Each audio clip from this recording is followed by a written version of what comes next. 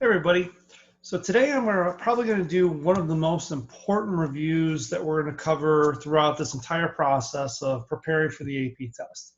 And that is the idea of thinking chronologically, being able to put the events of US history into order in order to tell the most accurate story possible. History, like any other good story, is important to be told as best as we can in the order in which the events happen so that we can understand cause and effect relationships, and so that we can also understand big continuities and changes over time, even so that we can make accurate comparisons. And so what I'm going to do today is I'm going to walk you through how to accurately tell this story using really only 25 major events. And so I'm going to kind of show you how we can look and use specific events as roadmap or as a roadmap to help us understand some of the larger trends that are happening throughout US history. So what I'm going to do right now is I'm going to share my screen, and I want to walk you through an important resource that the APUSH teachers have put together for you for the AP exam for this Friday, and how exactly to use it, how to best understand it to tell the entire story of US history. So if you take a look here, what you should be seeing in front of you is our Canvas page. And if you go to our Canvas page, and specifically you go to the AP exam review, you're going to see that obviously we have all the resources that we've been working on over the course of the last few weeks. But what I put together for us this morning is materials that you should print off and you should have ready for you on the day of the AP test. So prior to the AP test, there are a few things that you should have hard copies of going into the exam. So number one, you should take every one of those period review sheets that you wrote and you put together over the course of the last few weeks. You should have them all printed out and in front of you so that you can pull from them and, of course, pick the one that is going to be relevant, or even a few that are relevant to the time period of the question. You should have your DBQ prep sheet. This is a graphic organizer to help you take notes on the documents and to maybe help you with some of the planning that goes into the AP exam. You should have your contextualization sheet that gives you some clues and some guidelines into creating a proper contextualization, which we talked about last week. And then there's this APUSH important dates timeline. And I'm going to click on this because this is also something that I think is going to be really useful for you for the day of the AP exam. Now, this APUSH important dates to know sheet essentially timelines all of the things that you, some of the most important dates that you should know that will help you tell the story of US history in the periods that the test covers. So remember, we aren't responsible for all of US history for the test on Friday. Instead, we're going to be primarily responsible for periods 3 through 7. And so what the AP US history teachers have done is we put together 25 dates that we think tell this story pretty well. And what I'm going to do is I'm going to walk you through this sheet so that you have a better understanding of exactly why we chose these dates and what are the big trends that they kind of illustrate or maybe kind of indicate are occurring. So essentially, within the next hour, I'm going to be able to tell the entire story of US history, or at least a large part of it, with just these 25 events. So let's kind of break this down, and I'm going to go through one event at a time. I'll tell you the year. I'm going to talk a little bit about what it indicates and how it helps reflect this story of American history. So, thinking chronologically, okay? So our first date actually begins outside of the time period that we need to know for the test. It starts in period 2, but we think it's important to start in period 2 because remember, period 2, which is the colonization period, is going to provide important context for questions that you might see even in period 3. And so we really do want to know the beginnings of America as we know it. And the earliest English settlements began in 1607 with the founding of Jamestown. Now that date's super important because from that point on, we start to see permanent settlements that will eventually become the 13 colonies. And the 13 colonies are going to provide like the foundation for the America that will emerge during the Revolutionary period. So you do need to know a little bit about this process of colonization. And now, in terms of knowing a little bit about the colonies, you should understand that we typically break these colonies down into 3 distinct regions. You can see up here, you've got in like the area in pink, this is the New England region, which was primarily made up of the Massachusetts Bay Colony, New Hampshire, Rhode Island, and Connecticut. This area, because it was the farthest north, was primarily an area of trade. And so most of them made their money as either small farmers or as merchants trading goods across the ocean, or in some cases engaging in the fur trade. A lot of the people that settled in this region came to America for religious freedom. So we think of like the Pilgrims that were settling in 1620, or the Puritans that were settling in 1630. Even some of the other colonies like Rhode Island, these were religious dissidents like Roger Williams who broke off and formed that colony.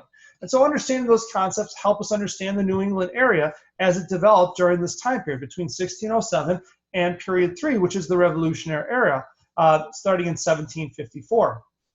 Going a little farther south, we've got the middle colonies. Now the middle colonies are made up of this area that you can see here in yellow. And that includes New York, Pennsylvania, New Jersey, and Delaware. Now, the middle colonies were kind of a mix of the New England colonies we just talked about and the southern colonies, which I'm going to talk about next. The middle colonies were a combination of larger, more fertile land, but they had a colder climate, and so they couldn't grow the same crops they grew in the south. The middle colonies primarily thrived by growing wheat and corn, and so that's why they're sometimes referred to as America's breadbasket. In addition to that, they had great ports, and so we see some trade in this area too. There is New York, for example, that's going to be a major port, as well as Philadelphia. Now, the middle colonies were the most diverse area in the colonies, and the people that came there came for religious reasons, like the Quakers, but also just to make money. And so they're kind of this blending of the New England area and the southern area. As we go to the south begins in Maryland, and it goes stretches all the way down to Georgia. So Maryland, Virginia, North Carolina, South Carolina, and Georgia are all considered southern colonies. And if we look at the area in green, this part of the southern colonies are sometimes specifically known as the Chesapeake colonies because they border the Chesapeake Bay.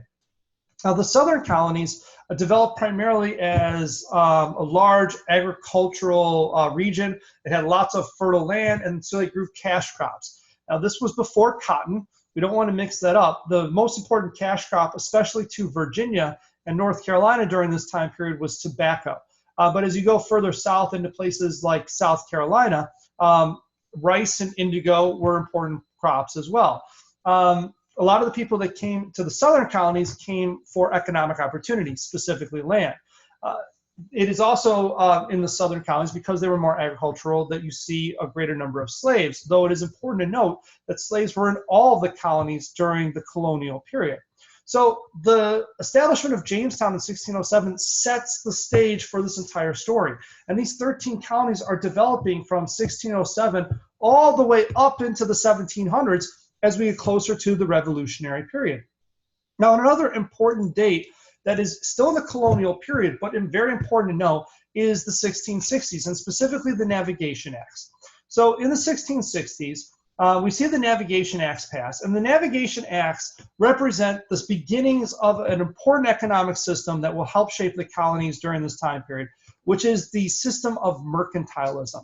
Now, for those that don't remember what mercantilism is, mercantilism was this belief that all of the major powers, especially in Europe, were in competition with one another for a finite amount of wealth that was in the world.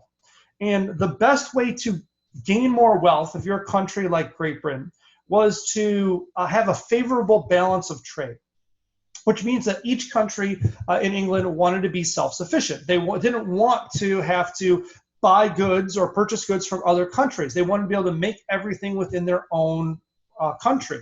The problem with Great Britain is this is a small island, And so they were unable to produce enough for themselves to be self-sufficient. And so what do? Is they create an empire. They found colonies around the world, and those colonies around the world are going to produce raw materials for Great Britain that will allow them to become self-sufficient, have a favorable balance of trade, and also become wealthier. And so the colonies were founded for the purposes of making Great Britain wealthier and providing them with the raw materials that they couldn't provide for themselves: lumber, tobacco, corn, wheat. These products were really important. And so that's why, like, if you look at the economy of the colonies, they're not manufacturing really anything. All manufactured goods are being produced in Great Britain, and the colonists are just, for the most part, living an agricultural lifestyle, and then buying their manufactured goods from Great Britain. Now, it is important to note that this system of mercantilism will have a huge impact on the colonists' economic development into the colonial period. It's going to have a huge impact on the relationship with the British. It's because of mercantilism that we start to see certain trade patterns emerge, including the triangular trade, which is going to develop during this time period that we can see in this picture right here. The thing about mercantilism, though, was that it wasn't completely enforced in the colonial period. So by the 1690s, the Navigation Acts, which had been put in place in the 1660s, were not being enforced, at least not readily, by the British government. After the Dominion of New England collapsed, Great Britain kind of became occupied with other affairs that were happening in Europe within their own country, and they left the colonists for the most part alone. That concept, which we refer to as salutary neglect, helps us understand that even though the colonies were under the rule of Great Britain, they were, for the most part, free to do what they wanted to do. They had a lot of power in terms of self-government. They had a lot of control over taxes. They even were able to kind of trade with who they wanted, even though they weren't supposed to. The Navigation Acts were supposed to kind of keep them from trading with outside countries. It was supposed to like I said, limit what they did in terms of their for their economy, and we see the colonists being able to get away with more under this system of salutary neglect, and that's going to continue all the way up to the next date, which is the beginning of the Revolutionary period. So salutary neglect is in place until the end of the French and Indian War. Now, the French and Indian War really is super important, and now we're starting to get into period 3. So we're starting to get into the time period where you could potentially see an AP DBQ question. And the French and Indian War kicks off period 3 because it dramatically changes the relationship between Great Britain and its colonies. So before this time period, I said salutary neglect was kind of the norm between the colonies and Great Britain. But after the French and Indian War is over, Great Britain has invested a ton of money, a ton of time, a ton of soldiers into this massive war that was really a world war between Great Britain, its allies, and against the French and their allies for control of North America. And in doing so, they wanted to protect their investment. So when the war was over, they became way more focused on the colonies than they had before. And by becoming more focused on the colonies, salutary neglect ends. So in the aftermath of the French and Indian War, there were high debts that England had paid, and so they begin to place new taxes on the colonists, for example, that weren't in place before. The Stamp Act, which is the first direct tax on the colonies, happens in 1765 in order to raise revenue after the French and Indian War, something that the colonists didn't like. They're concerned about the safety and security of the 13 colonies. They're worried about having to protect them. And so the same year that the French and Indian War ends, in 1763, they pass the Proclamation of 1763, which bans westward expansion into western lands that they had gained after the French and Indian War, fearing that would lead to conflicts between the colonists and Native Americans. These tensions, as Great Britain gets more heavily involved in the colonies, are going to culminate in the start of the American Revolution. So when you think about the beginning of the American Revolution, we really want to trace it to the French and Indian War. And so if you get any kind of question on the day of the AP test about the 1760s or the 1770s, you're really dealing with an American Revolution question, because this is all building up to that after the French and Indian War ends. Now, we want to, kind of going along with that, we want to know the date 1776 as well, because 1776 is the moment in which the colonies decide to pursue independence. It's important to understand that in 1763, the colonists didn't all of a sudden want their independence. In fact, like after the French and Indian War, they still saw themselves as loyal subjects of Great Britain. It's in that period between 1763 and 1776 that we start to see colonists change their mind about their relationship with Great Britain. So what ends up happening is over time, they begin to question their motives of Great Britain. Does Great Britain really have the colony's best interests in mind? Would the colonists be better off on their own? And gradually, as tensions build, the colonists start to shift towards independence. This culminates in 1776 with, at first, the year before, there's the fighting that breaks out at the battles of Lexington and Concord. And then in 1776 itself, we've got Thomas Paine writing Common Sense, which is making a case to the colonies for independence. By the summer of 1776, the colonists are ready to officially take a stand against Great Britain and declare their intentions to completely break away. This is important because obviously this signals the official start of the American Revolution, even though fighting had begun slightly before this time period. And from 1776 all the way till 1783, we've got the American Revolutionary War going on. Now, this is not a military history class, and so you do not need to know all about the battles of the American Revolution. What's more important to know about the American Revolution is, number one, the fact that we could not have won by ourselves. After the Battle of Saratoga, aid from France is really what helps Americans win this war and gain their independence. But more importantly, obviously understanding the effects of the American Revolution, the fact that the United States is now its own independent country, that we are established new borders for America with the Treaty of Paris in 1783, and that we found our first official government. Now, the first official government in the United States is not the U.S. Constitution. The first official government, the first Constitution that is, that's put into place is referred to as the Articles of Confederation. And the Articles are written in 1777 after independence is declared. And they go into effect shortly after, and they're going to be the government of the United States all the way up to 1789. And we call this time period, starting in 1776 to 1789, which is our next date, the critical period. Because it's in this time period that the United States is really finding itself and developing a system of government that would work. Now, under the Articles of Confederation, you should know that the government of the United States was incredibly weak. They, fearing tyranny, fearing that the central government would abuse their power, they gave all their power to individual states. And so the Articles don't have a president, there's no judicial branch, they don't have the power to tax, they don't have a standing army, they can't regulate trade, they really can do almost nothing. One of the only accomplishments under the Articles of Confederation is that they basically organized the Northwest Territory with the Northwest Ordinance, and they banned slavery in that region. That's pretty much one of the few things that they do. But beyond that, the Articles of Confederation are a disaster. The debt in the United States increases. There's no way to economically get out of it. You don't have a federal government who's capable of directing the economy. And we start to see like conflicts within the states. The best example of this is Shays' Rebellion. So a group of farmers in Massachusetts who are sick and tired of debts by like Massachusetts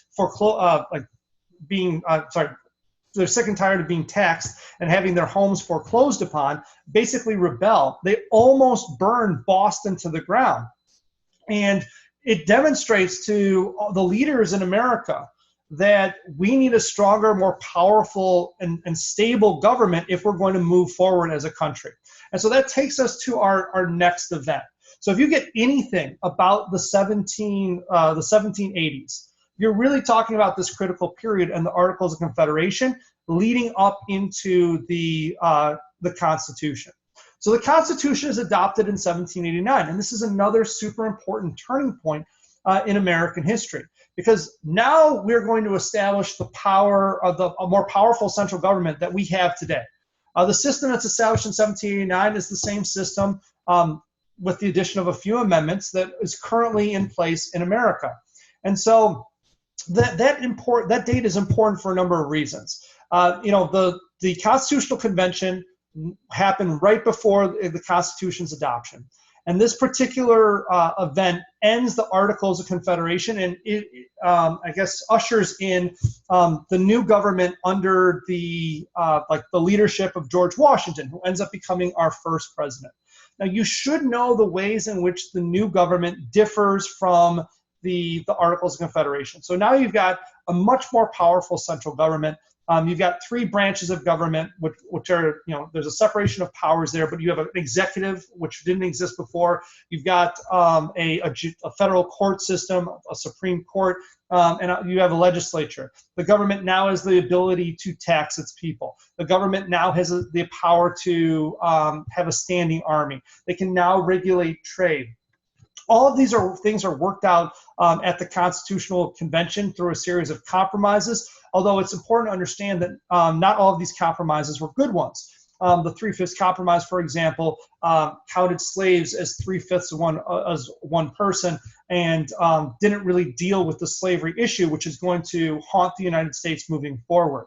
Now, when we think about the Constitutional Convention, you have to understand that it also sets up the 1790s, which is incredibly important to the development of the United States. The 1790s, we refer to this as the early republic. It's the years in which the founding fathers, the same people who wrote the Constitution, are going to be trying to figure out what it means.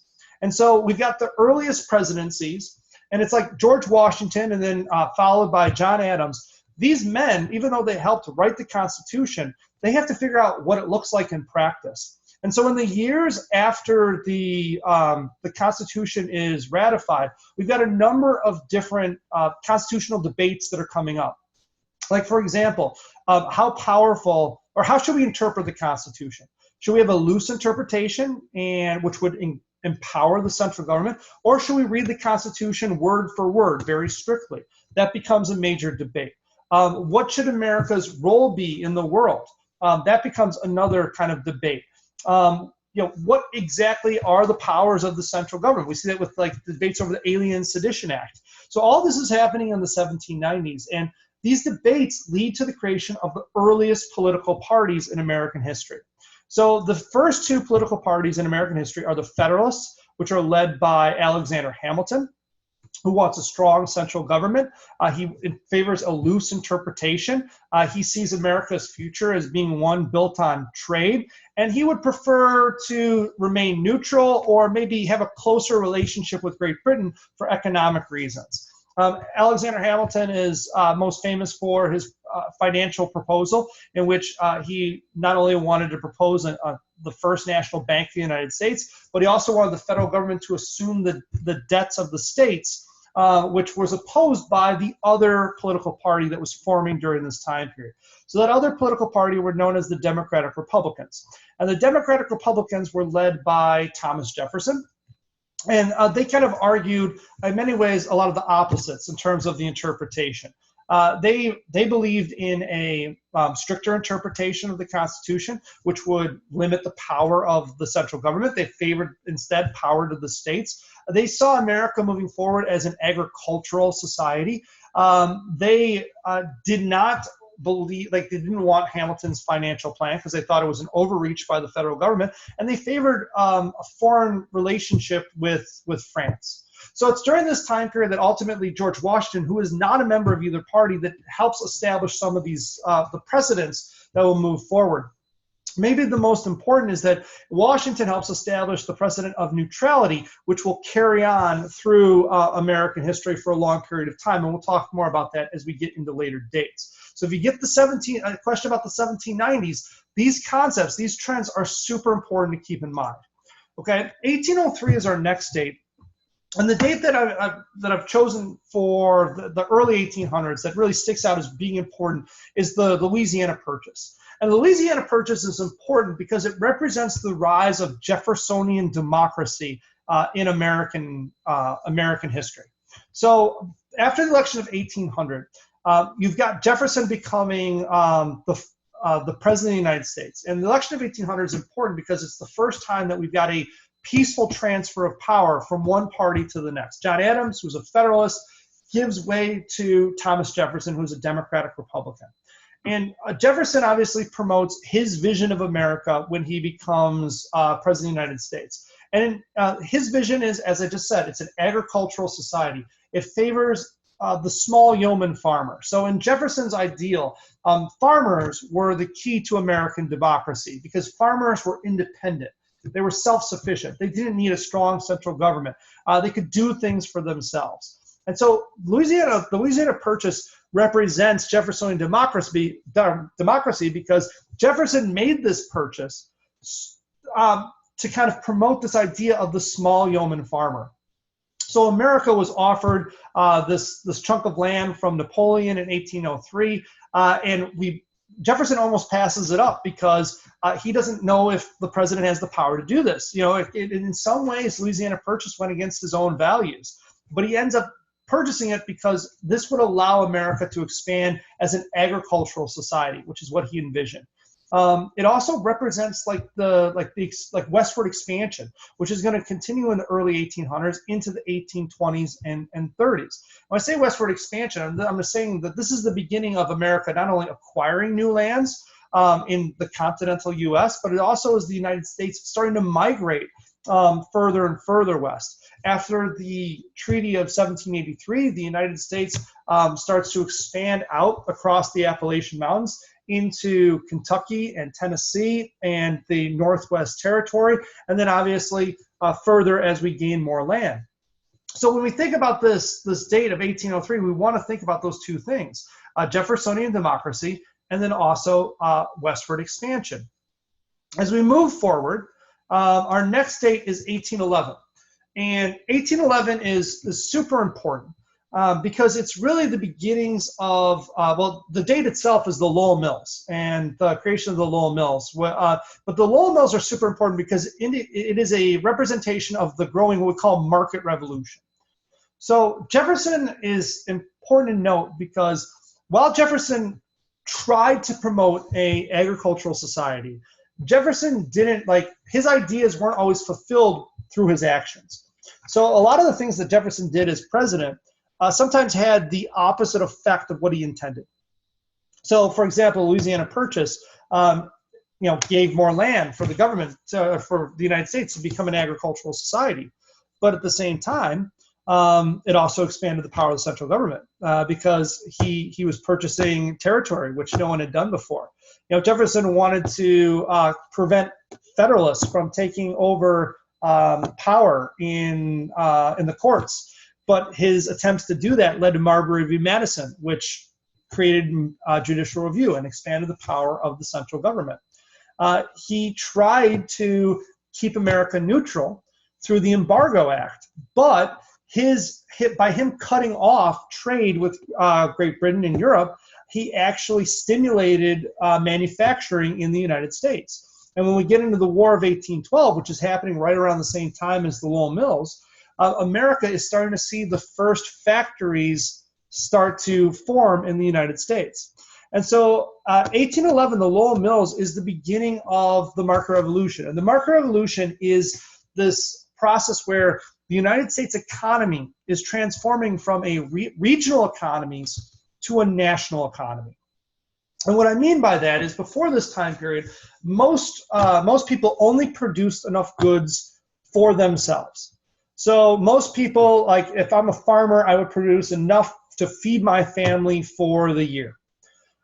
But as transportation improves and people are able to sell their goods further and further away, which is beginning to happen during this time period, people begin to create surpluses so that they can sell their goods to markets across the country for hopefully large profits. And we call this the market revolution because our economy becomes national, in which people in New England, for example, are selling stuff to the South. People in the South are selling their stuff to New England. We've got the West moving their goods to the East and vice versa. All parts of the country, the North, the South, and the West, are starting to link up. It's transportation that allows this to happen. Canals, Robert Fulton's steamship, the earliest railroads like the B&O Railroad allow America to link up in new ways that it hadn't before. And as it does that, each of these different parts of the country begin to specialize in specific products. So it's during this time period that the North, which is where the Lowell Mills are located, they begin to specialize in like the early industrial production. And the type of industry that they're doing is textiles. So they're producing like cloth products. And the Lowell Mills was an example of that. And then they would sell, obviously, those manufactured cloth products to other parts of the country. In the South, after Eli Whitney's cotton gin was created in 1793, cotton takes over as the main cash crop of the South. And so the South starts growing cotton in large numbers. And as they start to grow cotton, they sell that cotton to the textile mills in the North for profit. So there's a direct link between the two. In the West, farming becomes more commercial as we see new technologies like John Deere steel plow. And you also see McCormick's mechanical harvester allowing farmers to produce more. And with more food production, they're able to take like their excess food, wheat, corn, and ship it via the Erie Canal or down the Mississippi River, or eventually via railroads to markets in the North and to the South. And so America's economy is linking up, and this is what the market revolution is really about. And the Lowell Mills are probably one of the best examples of that. A national economy also leads to the rise of nationalism. So what even furthers the industrialization of the United States is the War of 1812. So during the War of 1812, just like earlier in the Embargo Act, America is cut off from trade with Great Britain. And in doing so, the United States decides to industrialize for themselves and not rely on manufactured goods from overseas. And so the Embargo Act and the War of 1812 helps America begin to industrialize. It helps with the creation of the market revolution.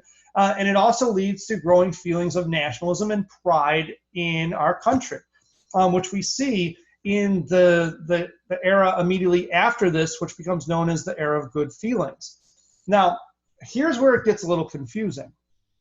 In this era, starting in 1811 and then 1812, there's this rise of nationalism that's occurring. Americans are starting to see themselves more as a unified country, and they're starting to act more like a unified country in that they're creating this national economy. But at the exact same time that is happening, sectionalism is also starting to emerge.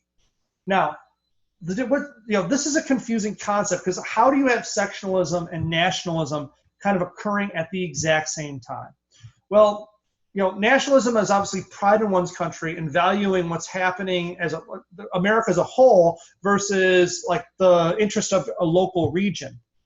And I think in 1811 and in the immediate aftermath of the War of 1812, nationalism was the more dominant feeling. But sectionalism is starting to rise up at the exact same time. And what's going to happen is that sectionalism is going to overtake nationalism as we get closer and closer to the Civil War. So the market revolution, ironically, helps create some of that sectionalism. Because as these countries, or as the different regions of the country specialize in different things, they start to become more interested in what's good for them. So for example, the South, as King Cotton emerges and cotton becomes the most important crop of the South, they become more invested in slavery.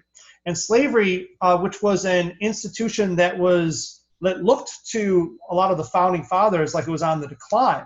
In fact, most northern states by this, like immediately after the American Revolution, abolished slavery. In the South, that doesn't happen. In fact, slavery grows. As King Cotton becomes a more important crop, there is a movement to get more slaves and to put slaves to work in the Deep South, basically planting and harvesting this cotton. And so slavery, along with different economic interests, begin to create divisions between Americans by region. And we start to see that probably best with the Compromise of 1820. So 1820 is an important date because this is where we start to see sectionalism significantly on the rise. And if you don't remember what the Missouri Compromise was, the Missouri Compromise was essentially the debate over whether or not Missouri should enter into the United States as a free state or a slave state. Now, up until this time period, to avoid any kind of conflicts over issues like slavery, the country had, for the most part, tried to keep a balance of free states to slave states. Missouri wanted to come in as a slave state, and there was a proposal to have a gradual emancipation of slaves in Missouri, which created a huge uproar. And there was, all of a sudden, the issue of slavery was put in the open. And it was very clear that there were divisions between like more northern states who had abolished slavery and southern states who were becoming more dependent on slavery. And so as a part of like this argument, Henry Clay creates the compromise known as the Missouri Compromise, which we can see pictured here. So the Missouri Compromise essentially said, we're going to draw a line across this country at the 3630 line.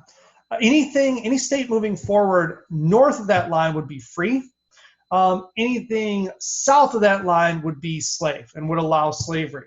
Missouri was admitted as a slave state, but to keep the balance of slaves and free states, Maine was admitted as a free state. Okay, and so I can't think of something that probably symbolizes a sectionalism more than the Missouri Compromise, because you're literally drawing a line across the country. You're dividing America, which is what sectionalism was about. And we're going to see those divisions continue into the 1820s, into the 1830s. We see that with, for example, like the debates over tariffs, the nullification crisis, and those things will only grow as we get closer and closer to the Civil War. All right, so let's keep going. So the next date is 1823, and 1823 is the date that signifies the Monroe Doctrine. And the Monroe Doctrine is really important because it really defines American foreign policy from 1823 all the way to 1898. So if you really want to understand American foreign policy early on in our history, the Monroe Doctrine is one of like the things that we point to. Because the Monroe Doctrine was, number one, it represents the era of nationalism that America was in still roughly at this time period. How nationalism was still a little bit more dominant than sectionalism, although that's going to change. And it represents the era of good feelings, which Monroe was a part of, where we only see one political party. By this time period, the Federalists had disappeared after the War of 1812, and the Democratic Republicans were the dominant political party. But more importantly, it helps us understand America's view of its role in the world. So America views itself as, number one, we have a commitment to neutrality. That started with George Washington. That's going to last throughout the entire 1800s. America is going to avoid foreign alliances. We're not going to get involved in European wars. We want to stay kind of on our side of the world. And so that's going to continue throughout most of the 1800s. We're focused here in North America and in the Western Hemisphere. But with the Monroe Doctrine, we kind of take it a step further. Not only are we going to believe in neutrality, but we're going to start to exert ourselves a little bit more. So America is becoming more confident in itself after the War of 1812, and we start to see ourselves as a growing power. We're not looking to get involved in European affairs, but we want European countries to stay out of the Western Hemisphere. In order to protect our neutrality, we warn European countries to stay out of the Western Hemisphere, not to colonize this part of the world, that America will be the protectors of this part of the world. And so we're exerting ourselves and we're committing to neutrality, but also anti-colonialism all the way up to 1898. So that takes us to the 1830s, another important date. So the next important date is the 1830s and Jacksonian Democracy. And when we think about Jacksonian Democracy, Jacksonian democracy is all about the era of the common man. So there's some changes that are happening to our democratic system. And essentially, America is becoming more democratic in the sense that before this time period, in order to vote, you had to have property. But they strip away the property requirement. And so all of a sudden now any male, white male, who's a citizen is able to vote. Okay, and so that means there's all these groups of people who couldn't vote before this time period. And the person who becomes the symbol of the era of the common man, the champion for the common man, is Andrew Jackson. Now, Andrew Jackson represents this idea, and you'll notice like Andrew Jackson does a lot of things to try to fight against elites and to kind of promote the common man. So some examples of Jacksonian democracy that you should know that's part of the 1830s would be like his spoil system and his rotation system, promoting the common man, because his idea is anyone can do anything. So why not promote my friends to jobs in office? He is involved in destroying the second bank of the United States. The bank veto of Andrew Jackson is all because he sees the Second National Bank as an elitist organization.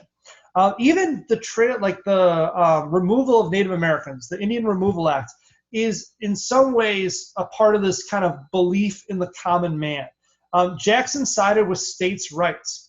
And so the state of Georgia wanted the Cherokee people removed. There was the court case, Worcester v. Georgia, in which the Supreme Court sided with the Cherokee. But Jackson doesn't enforce that decision, sides with the state because of his belief that the power should rest in the states. And so Jacksonian democracy is this kind of push for the common man. A lot of people can try to figure out what is the difference between Jeffersonian democracy and Jacksonian democracy, because they seem really, really similar. The biggest difference is that Jefferson still believed that you should be a farmer, that you should own land in order to be able to participate in our government. Jackson is going way further to say, no, the average person, regardless of whether they own property or not, should be able to participate in our political system. And so we see this expansion of democracy. Now, the other thing that's really important about Jacksonian democracy, I want you to think about this when you think about if you get a question about the 1830s, don't just think Jackson, but also think about the expansion of democracy in the form of the reform movements that came from the Second Great Awakening. So the Second Great Awakening was in the 1820s and the 1830s, around the exact same time as Jacksonian democracy. And one of the most important effects of the Second Great Awakening was that it led to all these new reform movements that were empowering people to be more involved in not only our politics, but also to improve their own lives.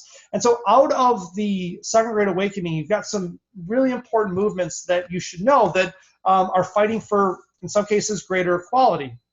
Probably the best example of this would be the abolitionist movement. So before this time period, most of the arguments around the elimination of slavery centered on economic arguments, where the debates were over whether or not slavery was economically necessary. But after the Second Great Awakening, it kind of reframes the issue of slavery to be a moral question. Was slavery right or wrong? Was slavery a sin? And for abolitionists, it was a moral abomination and needed to be eliminated immediately. So you see the rise of radical abolitionists out of this time period, like William Lloyd Garrison, obviously Frederick Douglass, and so on and so forth. So the abolitionist movement is is emerging and developing during this time period. People get more politically active in the asylum movement. You got Dorothea Dix. People become more involved in public education. You've got a lot of people that are advocating for temperance for the first time. And then also, later on, we're going to see the rise of a women's rights movement, which I'll talk about more in a second. All right, now before I get into women's rights, I want to talk about 1846. In 1846, the next decade is, this date is super important, the start of the Mexican-American War. So the start of the Mexican-American War is super important because we think about the 1840s. We primarily want to think about the 1840s as the decade of manifest destiny.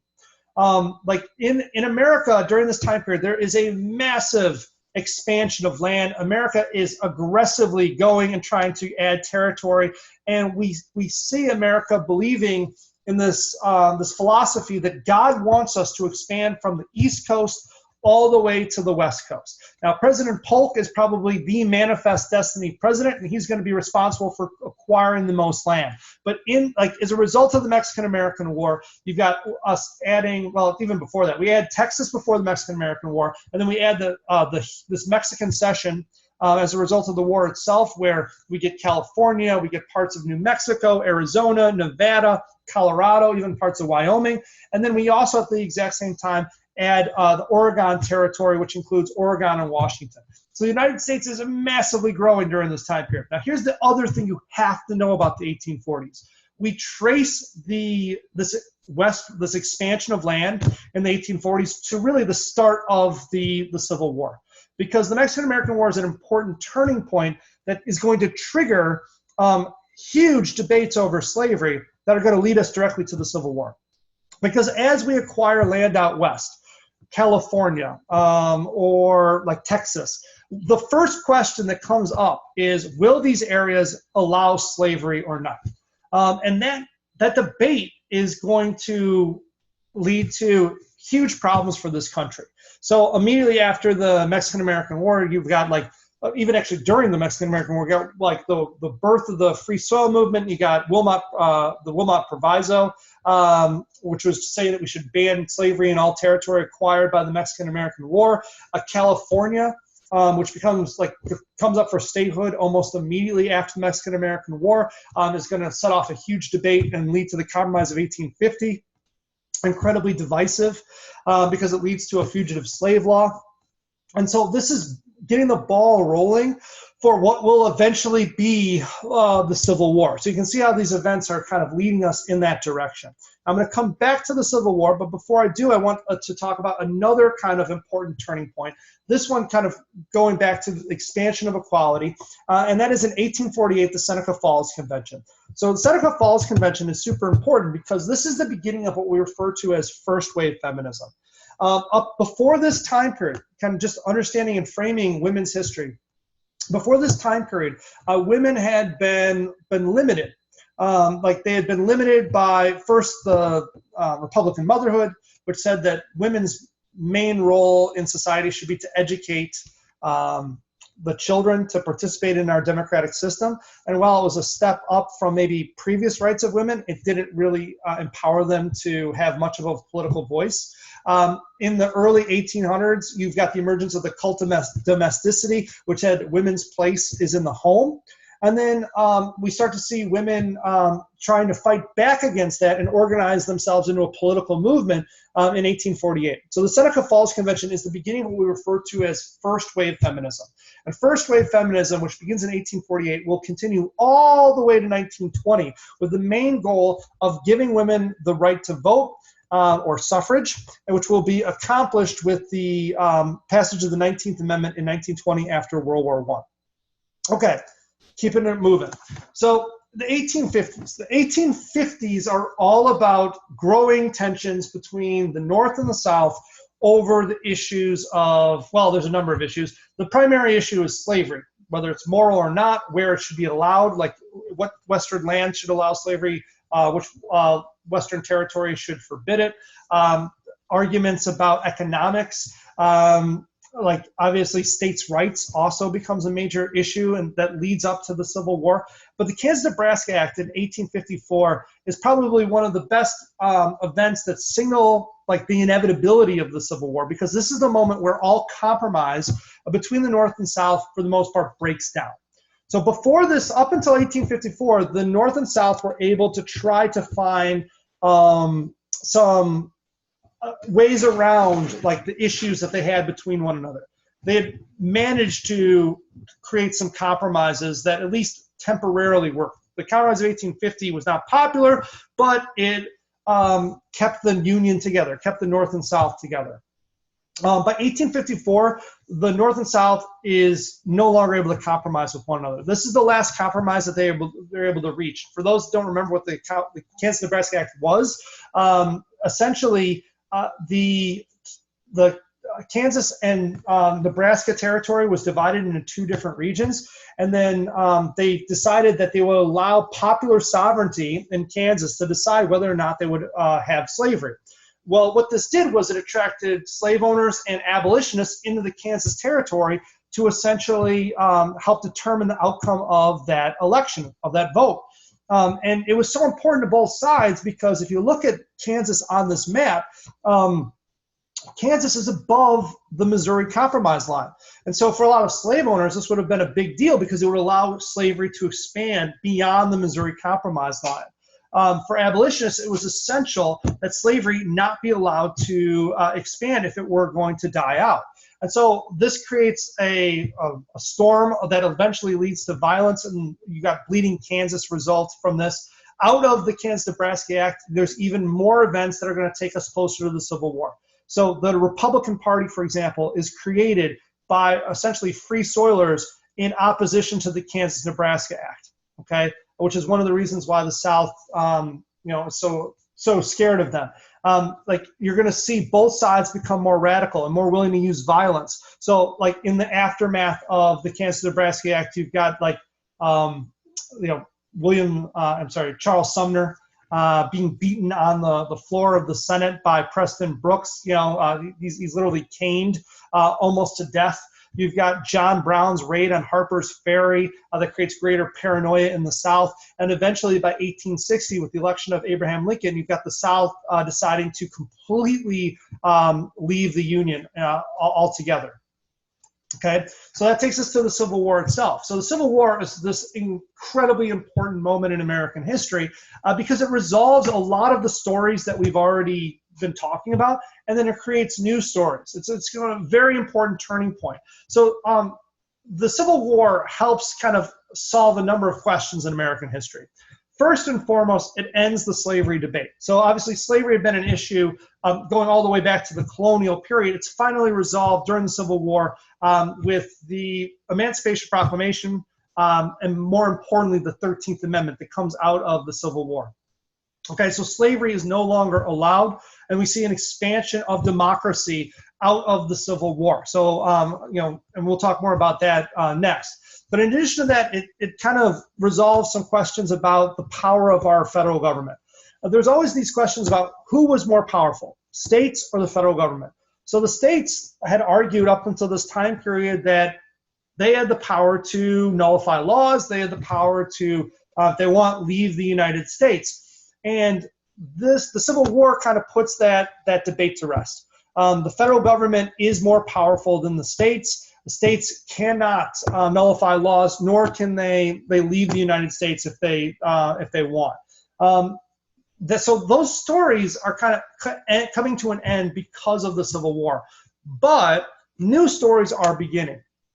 So obviously there's new questions about the status of former slaves, which I'll talk about in a second under Reconstruction. But also there is the beginnings of what we call the Second Industrial Revolution. So out of the Civil War, the United States is going to begin to industrialize, and we're going to start to see the shift from America as an agricultural society to a more industrial society. While the Civil War was being fought, obviously the North especially, so you have the two sides. You have the North, which is known as the Union, that's fighting to keep the United States together, and then you got the South, which is known as the Confederacy, that is fighting to break away. And in the process of doing that, the North had to obviously build factories, they had to lay down railroad tracks, they had to increase their production, and so that's going to set the kind of stages for further industrialization after the war is over. So I want you to think about the Civil War not as just resolving issues of freedom and ending slavery, but you also need to think of it as a springboard to industrialization that's going to happen after. All right, moving forward. So continuing on, in the immediate aftermath of the Civil War, you have a period of Reconstruction. And you absolutely need to know Reconstruction because Reconstruction is between 1865 and 1877. And it was basically a period of time in American history where we're trying to put the pieces back together. The Civil War was an incredibly bloody affair. Not only were lives lost, but entire parts of the country were destroyed. So physically, America needs to be rebuilt. In addition to that, obviously, there's these questions about how do you bring Americans back together after it had been literally torn apart by a war. And then also there's questions of what to do with, obviously, former slaves. You know, what exact rights will they be given? Will they be given any kind of economic compensation? Lots of questions that are coming up. And so the government is struggling to deal with this. So you've got the North reconstructing the South, and it's during this time period that we do see a massive expansion in the meaning of freedom. So in addition to the 13th Amendment, which I already mentioned, you've got also the passage of the 14th Amendment and the 15th Amendment. So the 14th Amendment extends equal protection under the law for all American citizens and grants citizenship to former slaves. This is an incredibly important event because essentially what ends up happening is before this time period, states were supposed to be the protectors of freedom. And now the federal government is saying that they're going to be the protectors of freedom, and they're going to be the ones that are protecting, in some cases, the citizens from violations of rights within the states. And so the 10 amendments, the Bill of Rights, are being extended to all the citizens in order to protect especially former slaves. And then, of course, you got the 15th Amendment. The 15th Amendment gives African Americans the right to vote. So it's a huge expansion in voting rights. So we see for the first time universal male suffrage. And so out of this, there are some major positives that come. African Americans begin to participate in politics in larger numbers. We see the first African Americans serving in not only political positions within states, but even at the federal level. We also see improvements in education as the Freedmen's Bureau provides educational services and welfare programs to former slaves and other people that were affected by the war. But ultimately, there are a lot of failures of Reconstruction that you have to know. One of the biggest failures is that the economic needs of African Americans are never really met. So essentially, they're never given land. They have no savings. And so a lot of African Americans return to work on the same land that they had once been slaves on, in a system that we refer to as sharecropping, where they're renting land from oftentimes a white landowner. And it created a cycle of debt and poverty for a lot of former slaves. In addition to this, there's a backlash by a lot of Southerners against the reforms that are being put in place by the North. And so we see at first during this time period something called the Black Codes, which was an attempt to reestablish slavery. Very shortly after the Civil War, we see the emergence of the Ku Klux Klan, which is a white terrorist organization that was attempting to try to limit the rights of African Americans. And then by 1877, as Reconstruction comes to an end, you've got a complete breakdown of these rights as the Redeemers, who are Southern Democrats, come to power, and they begin to strip away some of the rights that African Americans had earned. So, for example, they put into place poll taxes and literacy tests that are designed to keep African Americans from voting, and we start to see the rise of Jim Crow laws, which segregate people within society by law. And so at the end of this period after Reconstruction, starting in 1877, we see the emergence of the New South, which is a South that's been rebuilt. It's slightly more industrial, but it's also a part of the country that is heavily racially segregated and will be for a long period of time into the 1950s and 1960s. All right, let's keep moving. Okay, so 1869. 1869 is another super important date because this is the Transcontinental Railroad. And the Transcontinental Railroad is important for two reasons. The first thing is it's an important milestone in industrialization. If you remember right, it is the railroads that help drive the Second Industrial Revolution. And the Second Industrial Revolution is happening not on textiles like in previous time periods, but on heavy industry, steel, oil, coal. These are the things, railroads, these are the things that are driving this new economic expansion that's happening in the United States. And so we should know that the Transcontinental Railroad also represents the growth of American industry. But maybe more important than that is it also represents the westward expansion and ultimately the closing of the western frontier. So starting in 1869, we're going to start to see Americans migrating out west in larger numbers. Now, Americans had gone west before this time period. In the 1840s and in the 1850s, Americans had taken wagon trails out west to places like California and Oregon. So there's the Santa Fe Trail, the Oregon Trail, that kind of thing. But it was really expensive, and most people couldn't do it.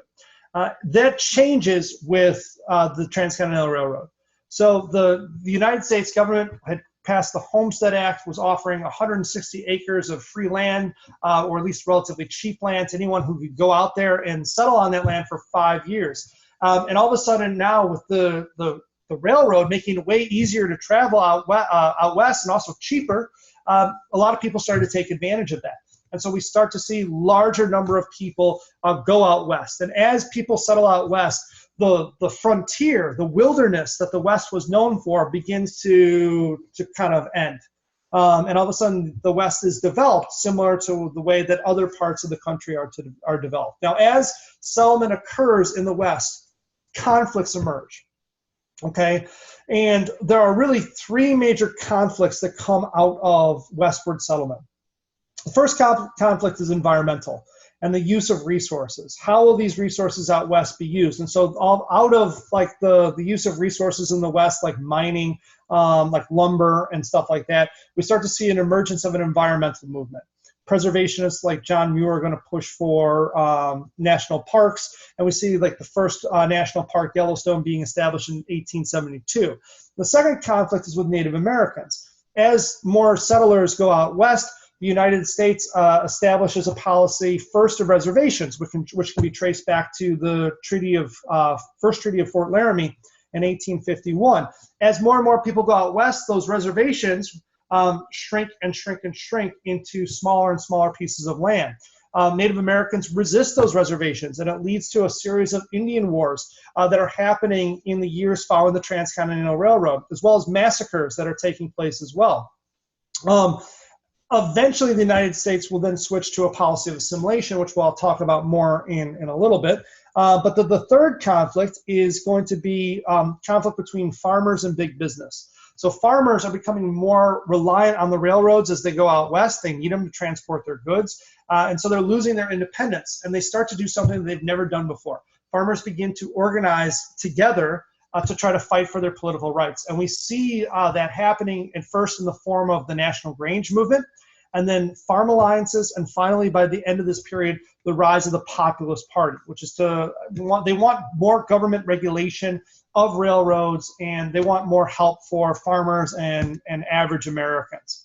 All right, let's keep going. Okay, so our next decade, the 1880s, is kind of the height of the changes that we're talking about. And the 1880s is really the period of immigration, industrialization, and urbanization. So these three forces are dramatically changing what American society looks like this is period 6. And so when you think of the 1880s, so think of immigration, industrialization, urbanization, what does that mean? It means that this is the era of the rise of big business. So the economy is rapidly expanding, and the drivers of that economy are big companies, bigger than we've ever seen before, companies like Carnegie Steel, led by Andrew Carnegie, Standard Oil, which is led by John D. Rockefeller. You've got J.P. Morgan leading the banking industry. You got Vanderbilt that's leading the railroad industry. You've got Thomas Edison by the end of the time period with J.P. Morgan establishing the Thomas Edison Electric Light Company, which will eventually become GE. So all this is happening in this era. A lot of this is being fueled by new inventions. And the economy is expanding, but it's expanding at a price.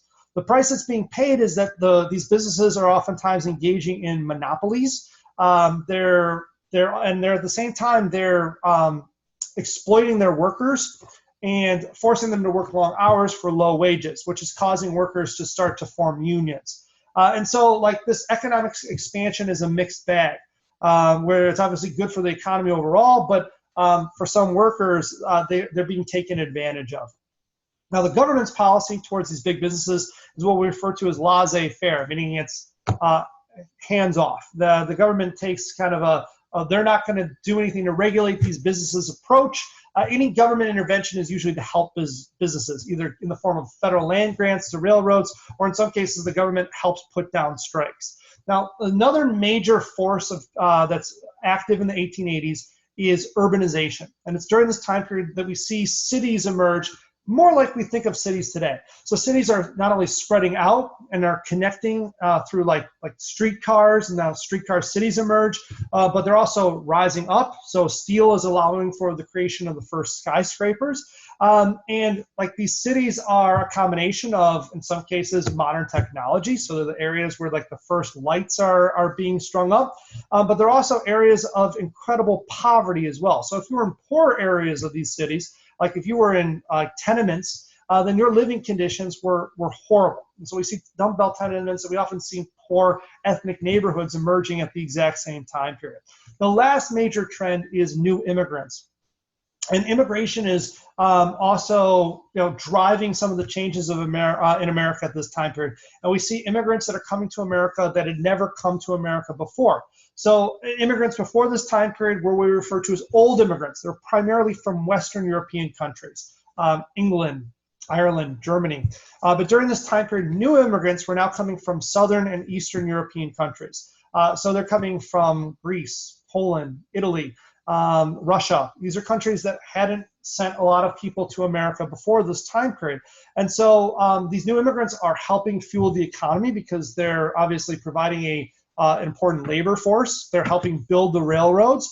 But at the same time, there's a backlash. There's a fear of these immigrants, and there's a fear that they're not only changing American culture, but they're also taking American jobs. And so one of the earliest examples of that backlash would be the Chinese Exclusion Act, which takes place out west in 1882. But you could also see that through like the creation of Ellis Island and new restrictions that are emerging to keep immigrants out of America. Good example of that would be literacy tests that are passed by the beginning of the 1900s. Okay, so being aware of that. By 1887, to go back to our story with Native Americans, we had said that Native Americans before this time period out west had been placed on reservations. But by 1887, the government makes an important policy shift, and they shift towards a process of assimilation. So Helen Hunt Jackson, blanking on that one at the moment, but she writes this book called Century of Dishonor. And in it, she kind of chronicles the mistreatment of Native Americans. And the United States decides to rectify those the wrongs that they had done towards Native Americans in the past by beginning a process of assimilation. And you have to understand that that idea of assimilation as a solution was fueled by this concept that had been present all the way going back to Manifest Destiny, that American culture was superior. There was this belief in superiority that definitely existed in this time period. And so Americans with the Dawes Severalty Act begin to try to convert Native Americans to more of a Western culture. So there's establishment of the Carlisle schools. They break up reservations into 160-acre plots and try to make Native Americans farm like white homesteaders, and Native Americans resist. The best example of that resistance would be like the Ghost Dance, which emerges in the Dakotas. And then you've also got the Battle of Wounded Knee, which was a battle to basically resist cultural assimilation. After the Battle of Wounded Knee, however, essentially assimilation is fully in effect, and we see it having a horrible impact on Native American culture throughout the rest of this century into the next. Moving on. 1896 is our next important date. And 1896 is important because this is a really important election. It's the end of the Populist Party, which I mentioned before, but more importantly, it signals kind of a political shift in America. Now, up until this time period, rural America had a lot of political power. And the Populist Party made a major stand against the Republican Party in this election. So this election pitted rural America, which was primarily farmers and the working class who supported the Democrats and the Populist Party, versus urban industrial America, which was primarily supported the Republican Party. And of course, all of the wealthiest business owners supported the Republican Party. They gave donations to William McKinley, who was the candidate for the Republicans. The Populist Party merged with the Democratic Party in this election, and William Jennings Bryan was their nominee. And essentially, his campaign was about fighting for the rights of the farmer and the working class. So the things that they pushed for was they wanted more regulation of the railroads. They wanted, and this was really important to them, they wanted money to be backed by gold and silver. And because they wanted to create inflation for farmers so that farm prices would go up and farmers would be better supported. Before this time period, money was supported only by gold. It was on what we call the gold standard. But by making it backed by gold and silver, that would increase the money supply and lead to hopefully inflation. So they supported that. They wanted more government regulation of big businesses. They wanted the people to be more involved in the political process. All these things were what the populists were fighting for. And in the end, in the election of 1896, they lose. And so it signals the defeat of rural America and a shift in political power towards business and towards urban America. But that being said, the populist ideas are not going to completely die. Populist ideas are going to go on to inspire the later progressive movement, and understanding how populism relates to or connects to progressivism is an important part of the story of American history. Okay, let's keep going. 1898, super important date. Up until period 7, foreign policy is not a huge topic that we really have talked about. I talked about the Monroe Doctrine. That's the only date that I really have on foreign policy. But that changes when we get into period 7 and we get into the late 1800s into the 1900s. Because in 1898, America is going to have a dramatic foreign policy shift, and that it is going to begin to imperialize. So when you start thinking of like 1898, the Spanish-American War, I want you immediately to think about the beginnings of imperialism. So America is going to kind of abandon its views as a anti-colonization country, and we're going to instead go to take over other countries and try to build an empire overseas. Now, why do we do this? The major thing that's driving imperialism in this time period is what came immediately before. That is the Second Industrial Revolution.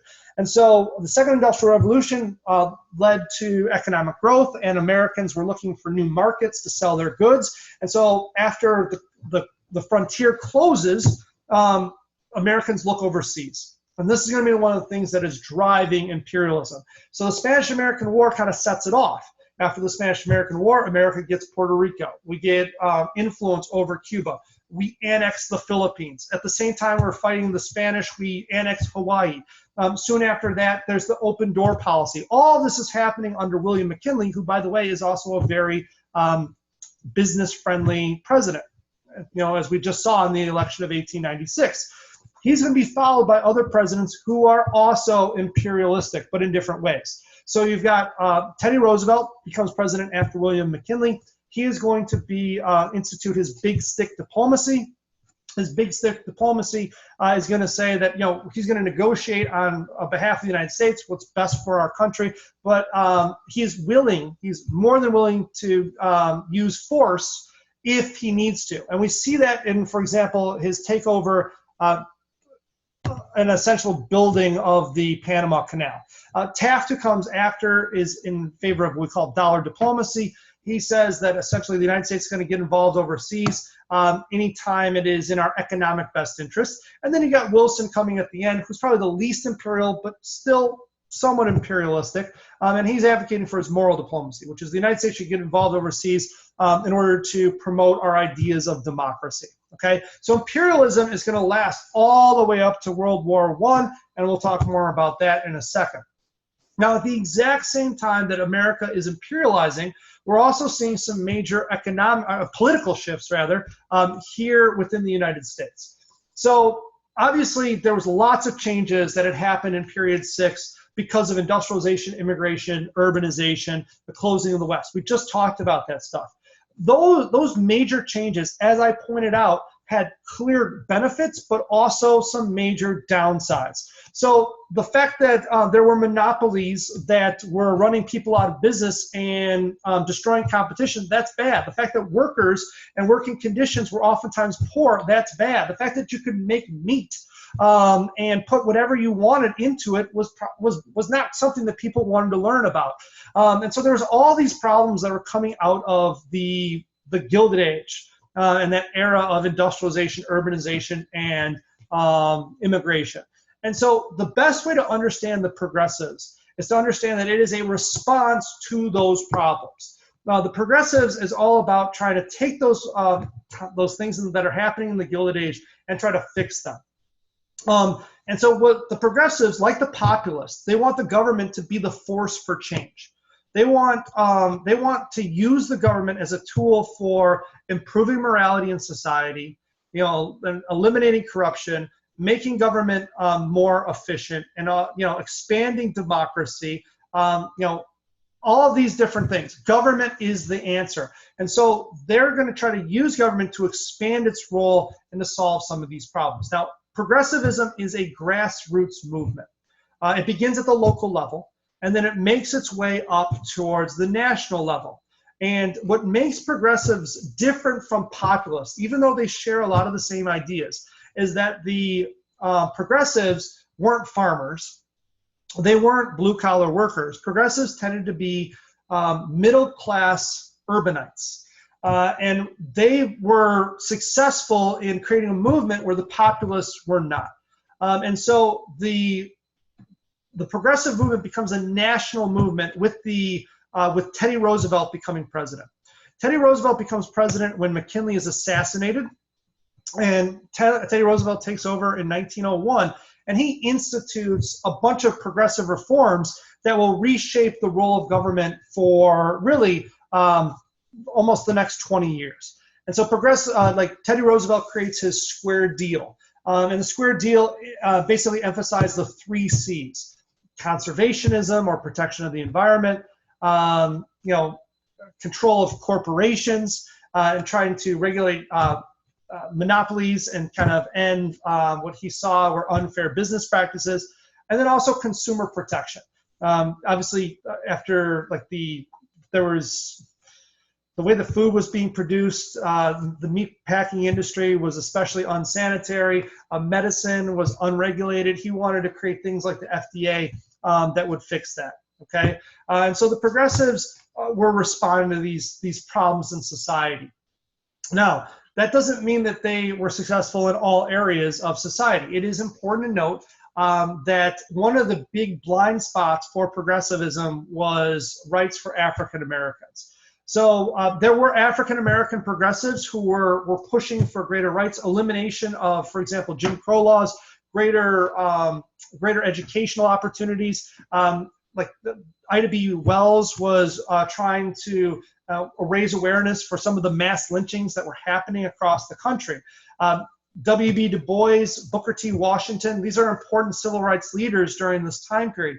But unfortunately, unlike some of these other issues like monopolies and like conservationism and stuff like that, there weren't as many laws were passed to protect the rights of African Americans. We're going to see that occurring later on as we get into World War I, World War II, and then the civil rights movement that happens after World War II.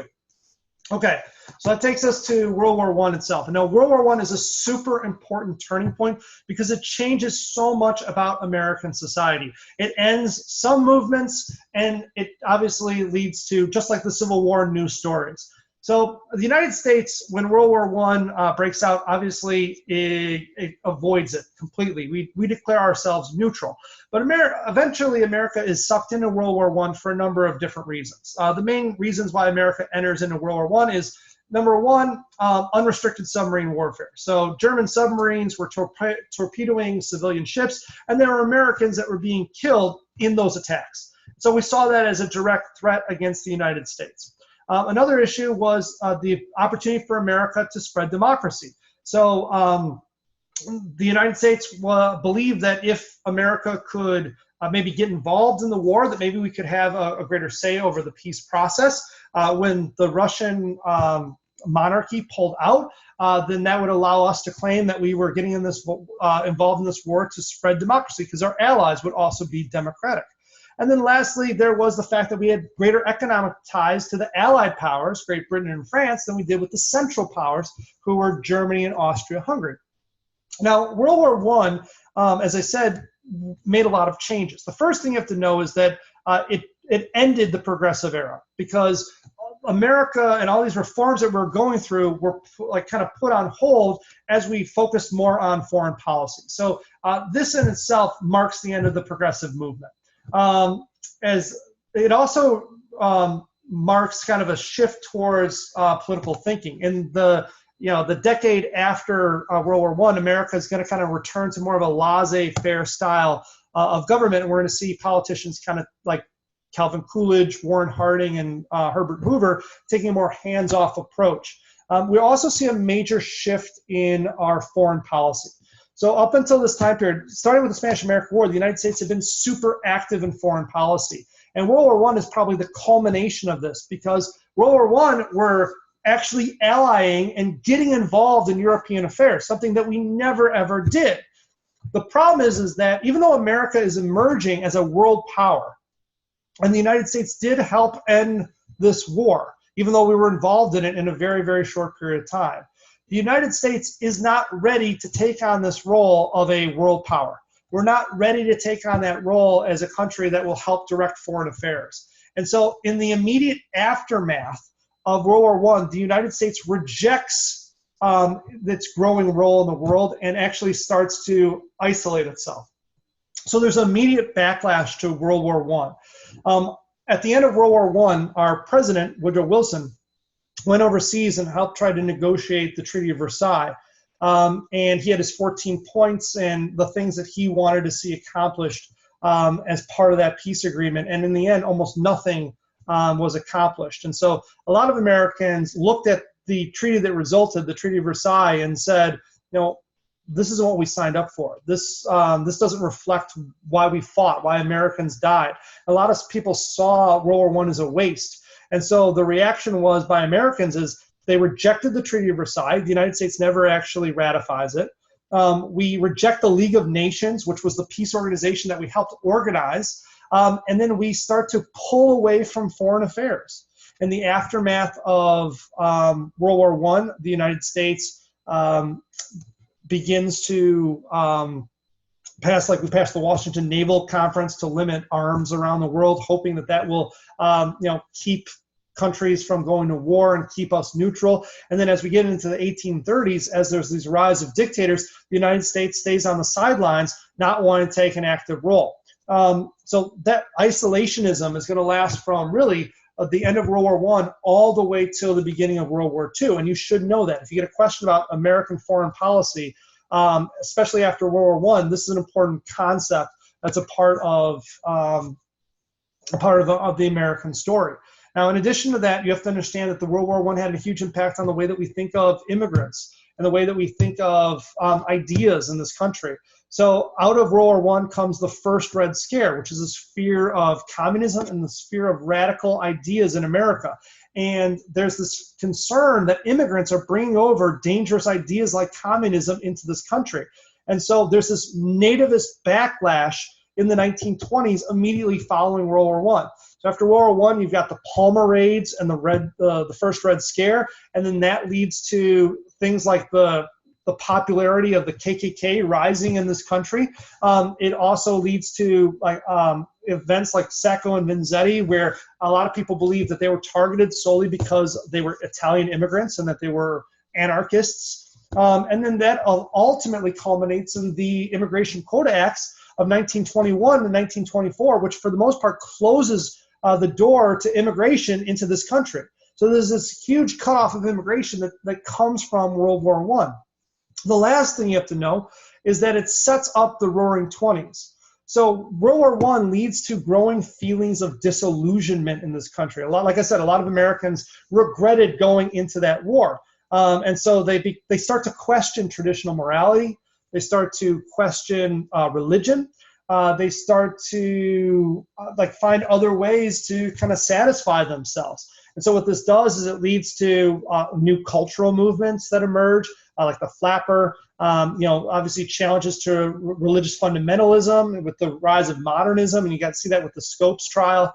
You also see like new gender roles for women, and you also see a growth of consumerism.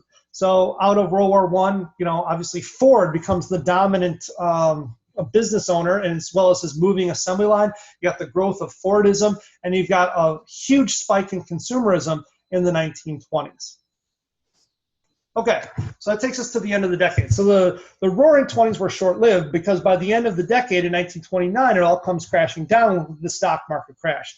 So we have to know this date because it signals that shift from the roaring 20s to what we refer to as the Great Depression, which is the worst economic downturn in American history. Unemployment, depending on what metrics you're looking at, reached over 30% during this time period. A ton of people lost their homes, like factories closed, like farmers had their homes foreclosed on and obviously had to leave like farming completely. It was a devastating time. Even starvation was a major concern as people waited in bread lines for handouts of food. So it was a really bad time. You do need to know what led to it. So the causes of the Great Depression were overproduction in the 1920s and the 1910s. So farmers were producing too much. So were factories. They were producing more than they should have, and people were buying stuff on credit. So people were buying stuff with money that they didn't have. In addition to that, like people were playing the stock market thinking that everyone could get rich. They were buying stock with credit as well, something we call buying on margin. And also the fact that there was a huge gap between the wealthiest and the poorest Americans meant that our economy was relatively unstable. And it all came crashing down in 1929. Okay, so because of bank failures and a whole of other economic weaknesses, we have this prolonged economic downturn. Now that's important, but equally as important is understanding what politically changes because of it. So the president who was in charge when the stock market crashed was Herbert Hoover. And he was kind of more of a hands-off approach. He was afraid to do anything, not because he didn't care about people or care about poverty. He just thought that if the government provided too much for the people, it would destroy their individuality. And so by 1932, he loses the election. The person that comes into office is Franklin Roosevelt. And Franklin Roosevelt is going to get elected first in 1932. He will be in power. He gets elected to 4 consecutive terms. He'll be in power almost at the end of World War II. So he's really the last president that we really have to know, with the exception of Truman. Now, FDR is important because he institutes his New Deal. And the New Deal is a massive expansion of government. So he doesn't know how to fix the Great Depression, so he just tinkers with new programs that we sometimes refer to as the alphabet soup of government. There's the CCC, the Civilian Conservation Corps, the WPA, Works Progress Administration. You've got the AAA, Agricultural Adjustment Agency. You've got the TVA, Tennessee Valley Authority. You've got the SEC, the FDIC, and the list goes on and on and on. The NRA, the FHA, all of these different programs. And all of these programs are in many ways doing things the government had never done before. So the government before this time period wasn't responsible for directly giving people jobs, but they start to do that with the WPA as they create construction programs for people who are unemployed. The government didn't regulate the banks before, but now they're insuring money with the FDIC. They didn't regulate the stock market before, but now they are with the SEC. But they weren't really subsidizing farmers, but now they do with the AAA until it's declared unconstitutional. So the government is doing new things that it had never done before. Another great example, probably one of the biggest lasting examples out of this, is the Social Security Act, which creates government-paid pensions for the first time. So all of this is massively expanding the role of government, and this will help kind of define the 1930s. Now, that is going to take us all the way up to World War II. And World War II is really the last thing that we need to know for our test. And you should know when it started, and you should know what it, when it ended, because World War II, while it's at the end of the period that we need to know, is really transformative in American history. Okay. So like a lot of the other biggest events, it kind of brings some stories to an end and it kind of kicks off new stories. So let's talk about that. The first thing is to understand about World War II is that it snaps America out of isolationism. So before this time period, after World War I, the United States, for the most part, was just concerned about itself. We wrongly believed that the Atlantic Ocean and the Pacific Ocean guarded us from what was happening over in Europe and over in Asia, and that we didn't have to worry about what was happening, so that when, for example, dictators came to power in Italy and in Germany, or military generals came to power in Japan, that wasn't really our concern. And as these like Hitler and Mussolini and Imperial Japan began to take over new territories, the United States kind of sat on the sidelines. We condemned those actions, but we didn't seriously do anything to stop it. And we were kind of more wrapped up in what was happening here in our country. Not only because there was this lingering, regret because of World War I, but also because we were dealing with the Great Depression. So Americans were more concerned about the unemployment that was happening in this country as opposed to what was necessarily going on overseas. And so you see in the 1930s, before World War II, the United States passing the Neutrality Acts, which mean that we can't get involved even though some of our allies are being attacked. We really don't snap out of this until like after France falls to Nazi Germany, and the last remaining democratic country in Europe is Great Britain, who's holding out against the Axis powers. And so the United States begins to abandon neutrality. We start to do it with the Lend-Lease Act in 1940, but it's really Pearl Harbor that completely snaps us out of isolationism and makes us kind of resume that role as a world power, to re-engage with what's happening overseas. Now, another major story that kind of ends with the creative start of World War II is that the Great Depression is ended. And the New Deal did not end the Great Depression. You should know that. What ends the Great Depression is World War II, because as World War II begins, we shift all factory production towards the war effort, and we see this massive amount of government spending on the war, and that money that's being pumped in the economy and the creation of jobs to support the war effort is going to lead to a huge economic boom. It's probably best exemplified by Rosie the Riveter. As men go overseas, obviously women are taking these jobs in larger numbers. And of course, also it meant greater rights for both women, like I just mentioned, but also African Americans who are going to fight what we call the Double V campaign for freedom overseas against dictators and also against segregation here in the United States. Now, as we end our 25th event, we've got the end of World War II. And the end of World War II is kind of going to be a prelude to some of the important stories in period 8, which we covered, but obviously is not going to be on the test that you need to know on Friday. So America at the end of World War II is going to finally embrace its role as a major world power, and we're going to embrace that role as a superpower.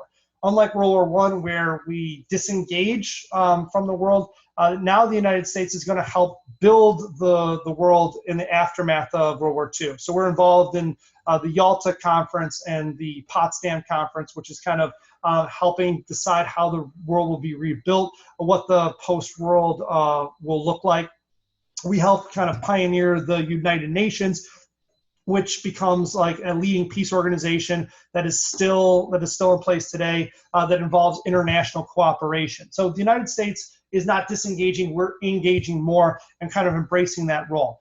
We see that even further, obviously, with the Cold War. So obviously, the end of World War II leads to a new rivalry, in this case with the Soviet Union, and the Cold War is going to dominate American foreign policy from the end of World War II all the way up to about 1990, when the Soviet Union breaks apart. World War II is also going to be a stepping stone for new civil rights movements. So out of World War II, you're going to see the civil rights movement for African Americans.